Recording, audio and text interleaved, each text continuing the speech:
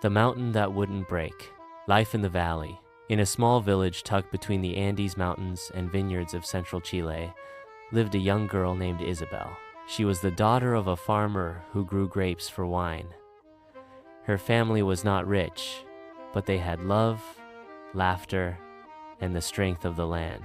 Isabel was known for her bright spirit. She helped her father in the vineyards, carried water with her mother, and played football with the boys in the dusty village square. But life in Chile's valleys wasn't always easy. The earth trembled often, and storms could wash away a season's harvest overnight. Her father always told her, "Isabelita, the earth may shake us, the storms may test us, but we must be like the mountain, tall, steady, unbroken." The earthquake. One evening, as the sun painted the Andes in red and gold, the ground began to rumble.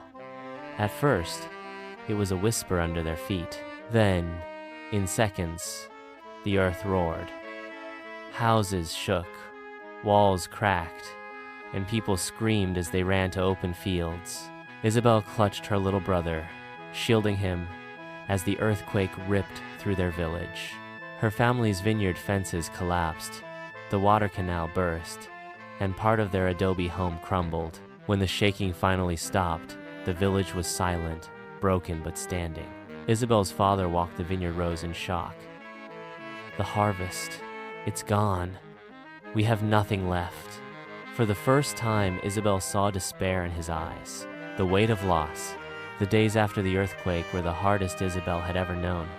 Families lived in tents, food was scarce. The vineyard, once her family's pride, was ruined. Her father sat quietly each night, staring at the ground. "Maybe it's time to leave, to go to Santiago for work," he muttered. But Isabel shook her head. "Papa, you always told me to be like the mountain. The mountain doesn't run away when the earth shakes. It stays." Her father looked at her, surprised by her courage. A young leader emerges. Instead of giving up, Isabel rallied the children of the village. She organized them to help clear fallen stones, carry water, and plant small gardens near the tents. "Let's start small," she told them. "Even if we can't bring back the vineyard right away, we can grow food to share."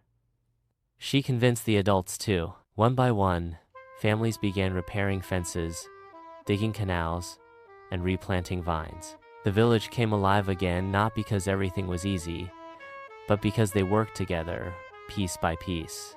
Isabel's resilience lit a fire in others. The new harvest. Months passed. The earth healed slowly, and so did the people. By the next season, young vines began to sprout again in Isabel's family vineyard. On harvest day, the whole village gathered. The crop was smaller than before, but it was something a promise that life could go on.